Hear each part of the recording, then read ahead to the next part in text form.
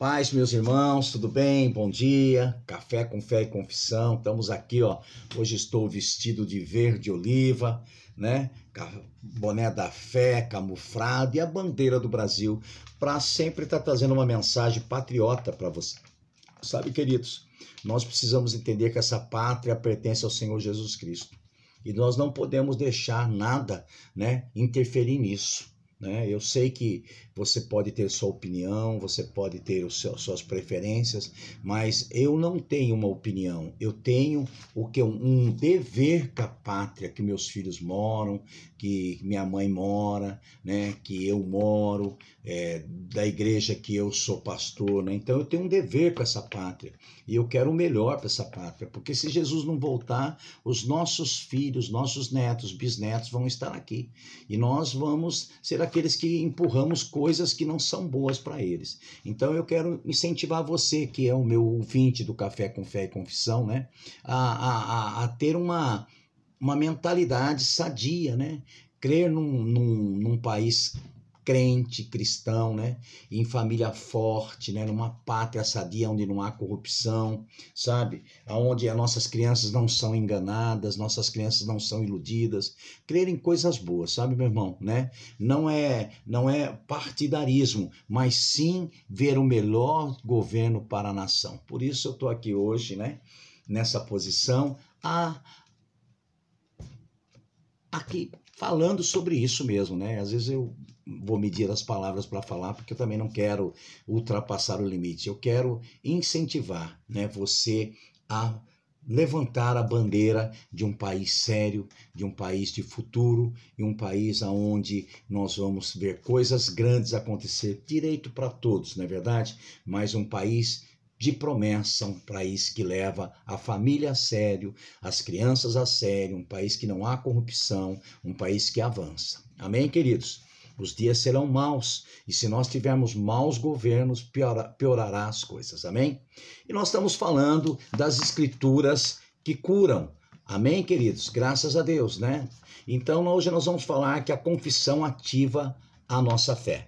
Hebreus capítulo 4, o verso 14 e 16 diz: visto que temos um grande sumo sacerdote, Jesus, o Filho de Deus, que penetrou nos céus, retenhamos firme a nossa confissão, porque não temos um sumo sacerdote que não possa compadecer-se das nossas fraquezas, porém um que, como nós, em tudo foi tentado, mas sem pecado. Cheguemos, pois, com confiança ao trono da graça, para que possamos alcançar misericórdia e achar graça, a fim de sermos ajudados em tempo oportunos. Retenhamos, Hebreus 10, 23, firmes a confissão da nossa esperança, porque fiel aquele que prometeu. Né? Hebreus 10, 35 e 36 diz: não rejeiteis, pois, a vossa confiança, que tem grande e avultado galardão, porque necessitais de paciência, para que depois de haverdes feito a vontade de Deus, possais alcançar a promessa. Filemão 6, para que a comunicação da tua fé seja eficaz no conhecimento de todo o bem que em vós há por Cristo Jesus. Apocalipse 12, 11, e eles o venceram pelo sangue do Cordeiro e pela palavra do seu testemunho, e não amaram a sua vida até a morte. E não amaram a sua vida até a morte.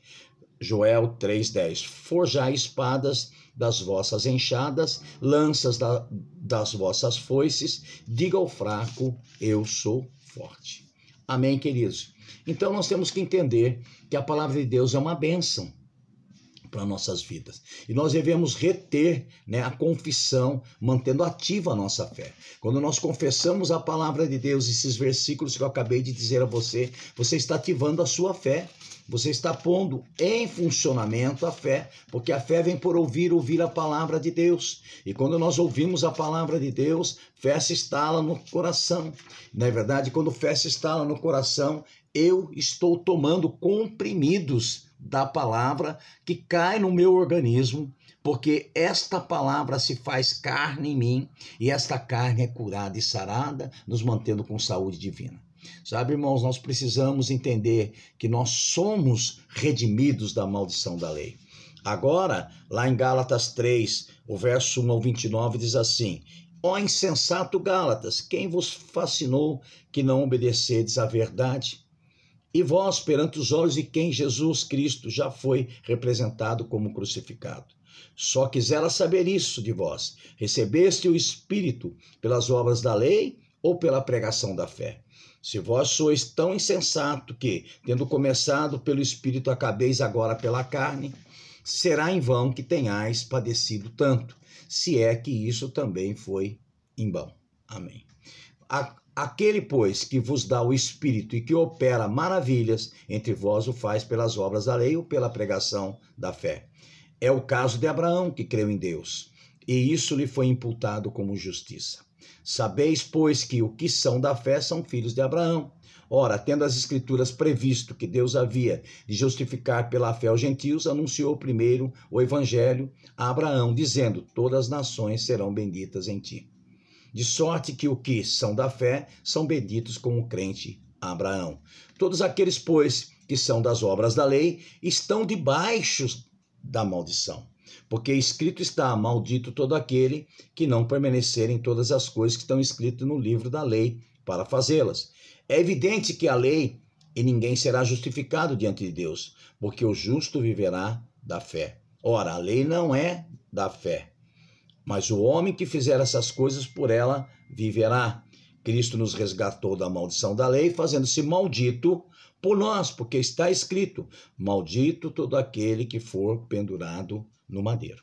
Então Jesus, ele vem resgatar a maldição que a lei trazia. Eu não conseguia cumprir a lei, você não conseguia cumprir a lei, e nós nos tornávamos malditos, né? Porque a gente não conseguia cumprir a lei. A lei era um jugo, um peso.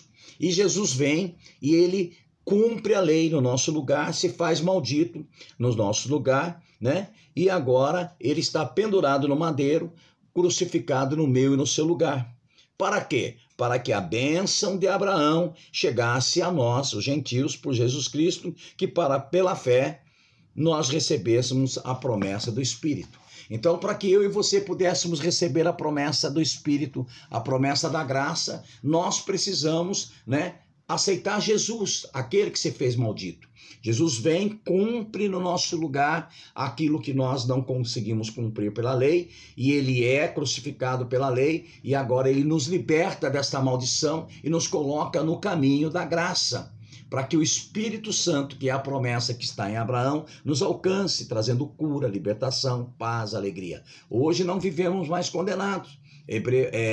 Romanos 8:1, não há condenação para aqueles que estão em Cristo Jesus. Eu e você não somos mais condenados, somos libertos. Agora vivemos curado e sarado. Agora a palavra de Deus, as Escrituras, que são as palavras, elas entram no nosso ouvido e elas entram nos libertando desta maldição que é a doença, essa maldição que é a enfermidade. Nos traz uma libertação e agora nós vivemos curados e sarados. Né? Por isso que nós estamos ministrando as Escrituras que curam, porque Jesus, que é a própria Escritura, vai para a cruz, se faz maldito, nos liberta daquela maldição e nos abre o caminho para viver as bênçãos de Abraão que estão no Espírito Santo. Então agora o Espírito Santo carrega em nós o Espírito da vida. Porque aquele que ressuscitou Jesus dentre os mortos, o Espírito Santo, que é o Espírito da vida, agora opera como lei na minha vida e na sua vida. Uma lei de libertação, uma lei de cura, uma lei de salvação, uma lei de perdão, uma lei de vida. Vida em abundância. Que coisa maravilhosa, né? Ter as Escrituras agora operando como Espírito e vida na nossa vida. Antes só era uma lei, agora não, agora é vida e Espírito. E ela entra nos nossos ouvidos como cápsula de vida e Espírito, cai dentro de nós, se transforma em carne e sai da nossa boca como fé. Que coisa maravilhosa, amém? Maravilhoso é esse Deus, amém, queridos? Aleluia! Tenho certeza que as Escrituras curam. Bom dia, Pastor Beto Fernandes, que te ama, no nome de Jesus. Amém.